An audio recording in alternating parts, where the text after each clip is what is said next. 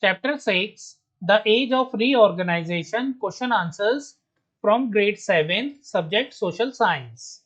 The big questions. Question 1, why is the period that followed the Maurya Empire sometimes called the Age of Reorganization? Answer, after the Maurya Empire collapsed around 185 BCE, many smaller kingdoms emerged from its parts. Earlier, these were just provinces or tributaries. These new kingdoms began to build their own identities, cultures, armies, and trade systems. They reorganized political boundaries, formed new alliances, and contributed to cultural growth. That's why historians call this time the Age of Reorganization. Question 2, what were the values or principles that guided emperors of that period? Answer, emperors during this period followed values like respect for all religions and schools of thought, emphasis on justice and protection of their people, encouragement of art, architecture, and learning, generosity through donations like land or wealth to scholars and monks, belief in dharma, duty, and righteousness. These values can be seen in the actions of rulers like Ravela, Gautami Putra Satakarni, and Kanishka. Question 3, how did foreign invaders assimilate into Indian society and contribute to cultural confluence? Answer, invaders like the Indo-Greeks and Kushanas initially came as conquerors, but over time they blended with Indian traditions. They adopted local gods, art styles, and even Indian languages. This fusion created unique cultural expressions such as Gandhar art, which combined Greek and Indian features. Their coins, statues, and pillars show how they embraced Indian culture while adding their own touch. Let's explore page 118. Create a timeline on a sheet of paper marking the period from the first year of the 2nd century BCE and ending in the last year of the 3rd century CE. How many years does this period cover? As we progress through the chapter, mark the key individuals, kingdoms, and events on the timeline. Answer, total years covered 400 years. Mark key rulers and kingdoms like Pushyamitra Shunga 185 BCE, Gautamiputra Satkarni 1st century CE, Kharvela 1st century BCE, Kanishka 2nd century CE, dynasties Shunga, Satvahanas, Indo-Greeks, Kushanas, Cholas, Cheras, Pandyas. Let's explore page 120. In the previous chapter, you studied the map of the Maurya Empire. See page 100. Above is a map of the post-Maurya period. How many kingdoms can you count in the area that were previously under the control of the Maurya Empire? Answer. So friends, these are the diagrams. After the Maurya Empire fell, its large territory split into many independent kingdoms. We can see at least 7 main ones that emerged. So friends, this is Maurya Empire on page 100 and this one is post-Maurya period. First, Shunga dynasty, parts of northern India. Second, Satvahana dynasty, the Deccan region. Third, Indo-Greek kingdoms in the northwest. Fourth, Shaka kingdoms, western and northwestern India. Fifth, Kushana Empire, large parts of north and northwest India. Sixth, Pandya kingdom, southern Tamil region. Seventh, Chola and Chera kingdoms, also in the far south. Let's explore page 124. Below is a panel from the Bharut Stupa. Look at the two figures on the right. What are they doing? Can you guess their profession? Notice their attire. What does this tell us about them? List other details that you notice in the panel and discuss your findings in class. Answer. The two figures on the right appear to be carving or sculpting something. One may be holding a tool or chisel, indicating manual work or craftsmanship. Based on their posture and tools, it is likely that they are artisans or sculptors, possibly those who worked on building or decorating the stupa. Their attire is simple with minimal ornamentation. This suggests They are working class individuals. The practical clothing implies physical labor and a focus on function rather than luxury. Next, look closely at the pictures in the collage in figure 6.6 on the previous page. So friends, this is the figure 6.6. In a note, write down your observations on the clothes, the jewelry and other objects of daily use. Answer. First, clothes. The people in the images are wearing draped garments such as tunics, dhotis or shawl-like wraps. The clothing appears to be made from cotton or fine fabric, indicating skill in textile production. Some figures wear headgear or turbans, suggesting status or regional customs. Second, jewelry. Both men and women are shown wearing necklaces, bangles, earrings, and armlets. The jewelry is quite elaborate, indicating a rich tradition of ornamentation and possibly a flourishing trade in precious metals and stones. Other objects of daily use. There are depictions of mirrors, pots, combs, and musical instruments. Yeah, items like storage jars and cooking vessels show everyday domestic life. Some figures carry sprawls or tools, hinting at scholarly or artisanal professions. The images suggest a vibrant urban society with a variety of occupations and lifestyles. There is a clear sense of cultural richness, aesthetic sensibility, and a developed economy with access to luxury and utility items. Think about it, page 126. What, according to you, could the tradition of using the mother's name at the beginning of a king's name signify? Answer. It showed respect towards mothers and highlighted the importance of royal women. Using the mother's name like Gautami Putra could also prove the legitimacy of the prince's claim to the throne. It reflected matrilineal pride and social respect for women. Next, in the above series of numerals, which ones look somewhat like our modern numerals? Which ones don't? Answer. Ones look somewhat like our modern numerals. 1, this one, 2, this one, 6, this one like 6, 7, this one. So 1, 2, 6 and 7 looks like our modern numerals. Ones don't. 4, 9, 10. 4, 9 and 10. Think about it, page 127. This sculpture of a yaksha from Pitalkhora carries an inscription on its hand. Kannad Sena, Hiramaka Rena, Kata, meaning made by Kanha Dasa, a goldsmith. Is it not interesting to see that a goldsmith could also craft a sculpture made of stone? What do you think this tells us about people's professions at the time? Answer. Kanahadasa's ability to craft a stone sculpture despite being a goldsmith highlights the versatility of ancient artisans. Unlike modern specialized trades, people then often mastered multiple skills, blending different techniques across crafts. This suggests that art and craftsmanship had fluid boundaries, allowing individuals to engage in diverse creative and practical work. Think about it, page 129. Notice the regularity of the rock cut chambers sculpted nearly 2 millennia ago. How did artisans achieve such precision with just a chisel and a hammer? Picture yourself as a sculptor in that era, shaping stone into art with your own hands. What tools would you use? Answer. The precision of ancient rock cut chambers showcases artisans' exceptional skill and patience. Using simple tools like chisels, hammers, and picks, they crafted symmetrical structure by hand, passing down knowledge through generations. Years of training honed their ability to estimate measurements accurately.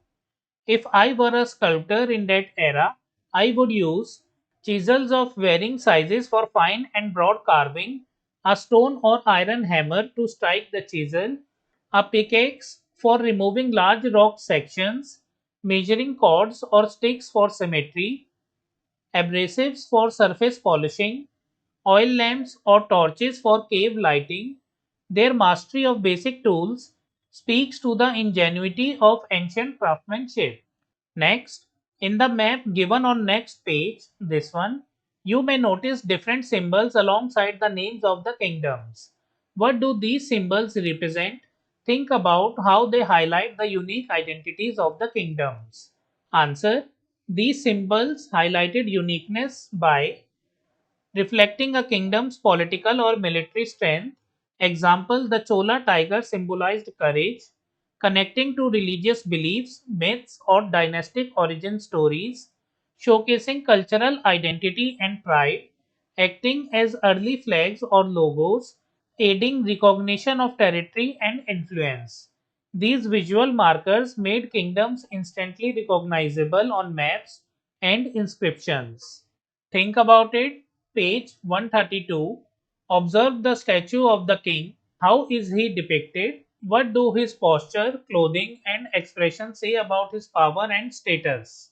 Answer: King Karikala's statue portrays strength and leadership through his commanding posture, broad chest, and firm stance, symbolizing courage and authority. His traditional royal attire, adorned with ornaments and possibly a crown, reflects his regal status and cultural heritage. With a calm yet determined expression, he exudes wisdom and dignity. The intricate detailing emphasizes his heroism and grandeur, showcasing his legacy as a powerful and respected ruler. Think about it, page 133. Have you ever wondered how historians uncovered the trade relations between two distant kingdoms many centuries ago? Let's take a moment to brainstorm and discuss how this information comes to light. Answer: historians use various methods to uncover ancient trade links between distant kingdoms.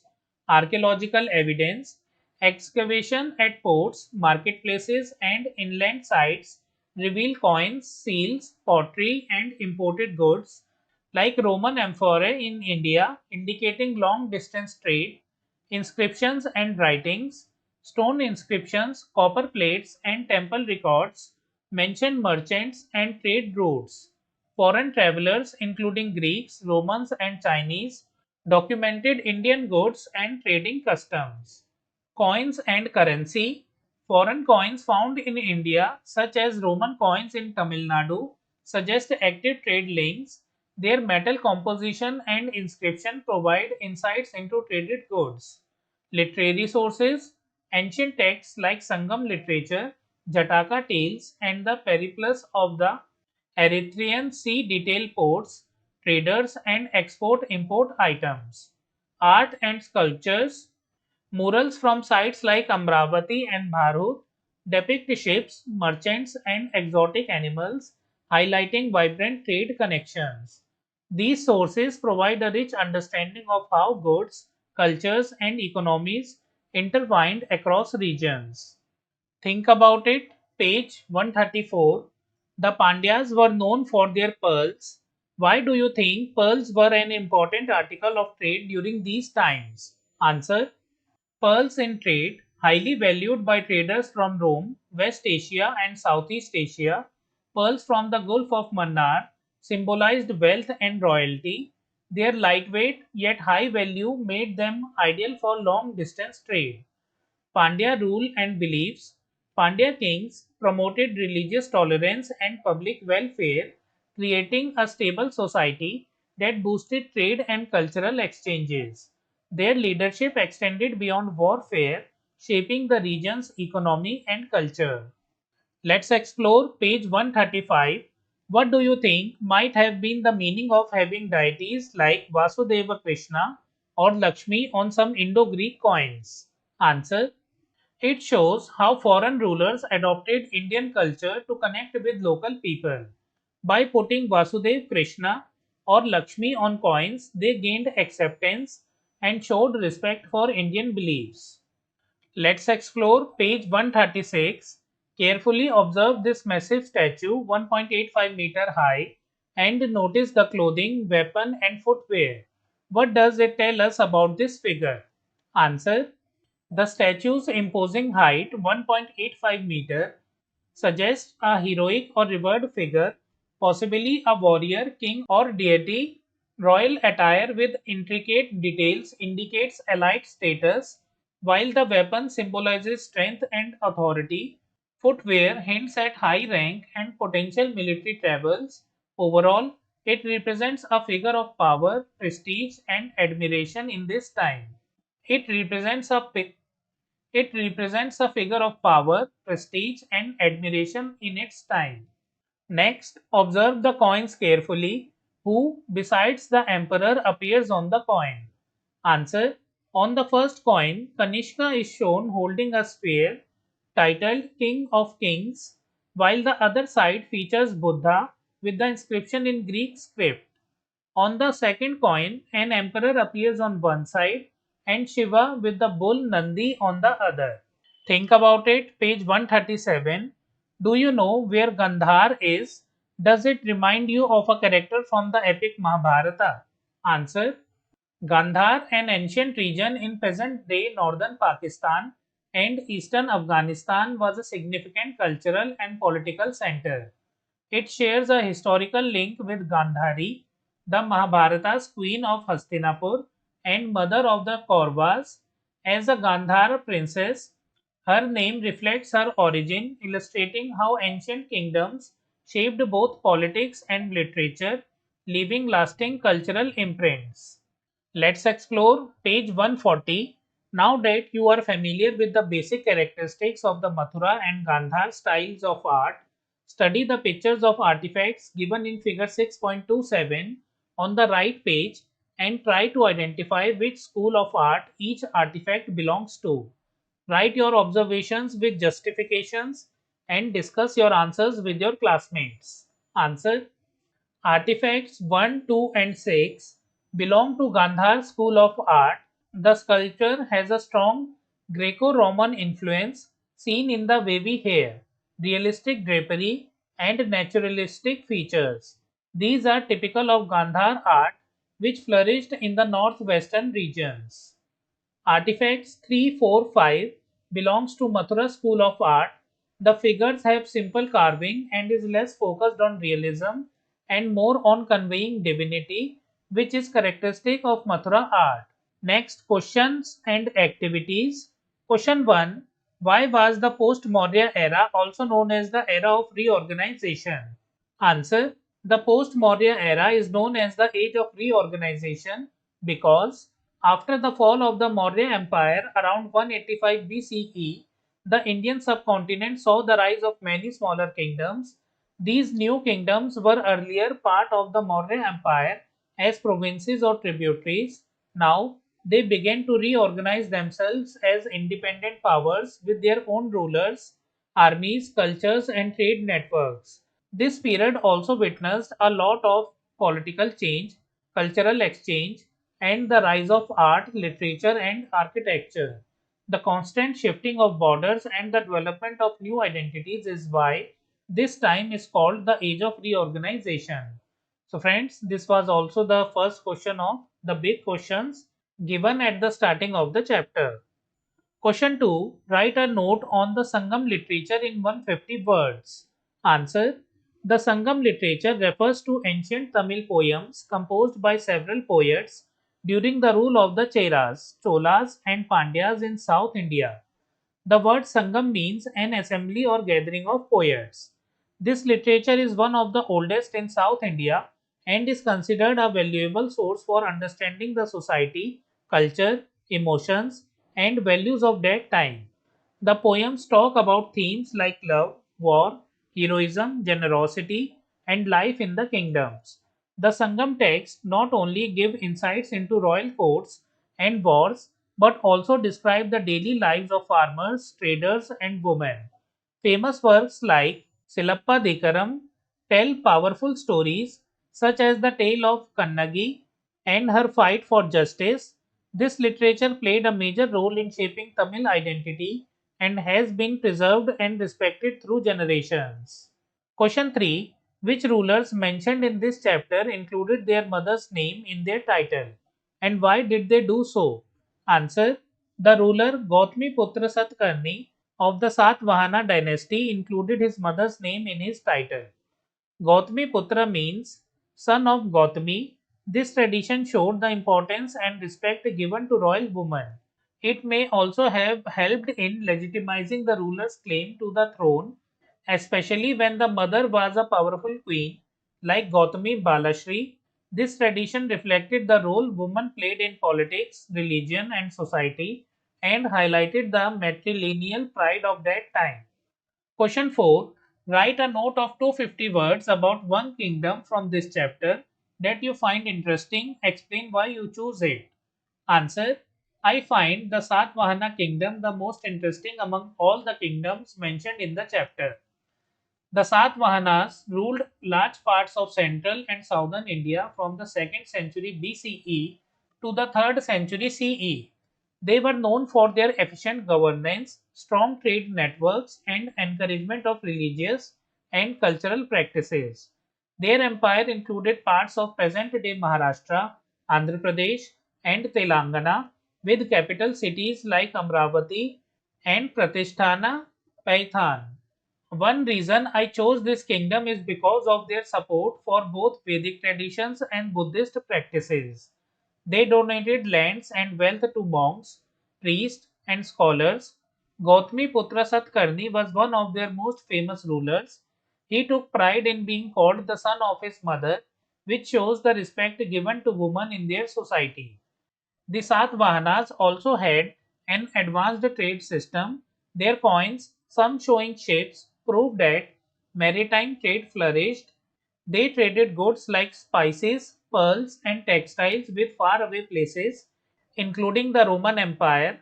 Their art and architecture, especially the rock cut caves like those in Kadla and Pital Khora, are still admired today. I found this kingdom fascinating because of its balance between tradition and progress. They respected all religions, empowered royal women, and helped trade and culture grow. That's why the Satvahanas stand out to me. Question 5. Imagine you have the chance to create your own kingdom. What royal emblem would you choose and why? What title would you take as the ruler? Write a note about your kingdom, including its values, rules, and regulations, and some unique features. Answer. If I could create my own kingdom, I would name it Surya Nagari, the land of the sun. Emblem, a rising sun with a flying eagle, symbolizing hope, strength, and vision. My title, Surya Samrat, Emperor of the Sun. About my kingdom, Surya Nagari would be a kingdom that values knowledge, justice, and equality. Education would be free for all. Scholars, teachers, and artists would be respected like warriors. There would be no discrimination based on caste, gender, or profession. Everyone would have the freedom to follow any religion or belief. Rules and regulation. Every citizen must plant at least one tree every year. Honesty and fairness will be rewarded in public courts. Children must go to school and adults must work or serve the society in some way. Trade, science, and art will be promoted. Unique features. We will have a council of elders and youth, so even children have a voice in decisions. Markets will be plastic free. Artists will be funded by the government to preserve and create cultural works. My dream kingdom would focus on happiness, health, and harmony for all. Question 6. You have read about the architectural developments of the post Maurya era. Take an outline of the Indian subcontinent and mark the approximate locations of some of the ancient structures mentioned in this chapter. Answer. You can draw or print a simple map of India and mark these locations. Bharut Stupa, Madhya Pradesh. Karla Caves near Lonavala, Maharashtra. Nane Ghat inscriptions near Pune, Maharashtra. Pitalkhora Caves, Maharashtra. Udaygiri, Khandagiri Caves, Bhubaneswar, Odisha. Grand Anicut, Kallanai Dam, Tamil Nadu.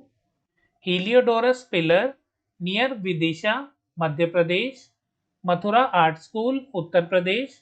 Gandhar Art Sites, present day Pakistan, Peshawar, Takshila. So, friends, we have completed all the question answers from chapter 6, The Age of Reorganization. We have already studied the short notes and summary of this chapter. You can find the link in the description and on the screen. If you like the video, kindly like it and share it with your friends. Also subscribe to my channel. We will meet in the next video. Thank you for watching.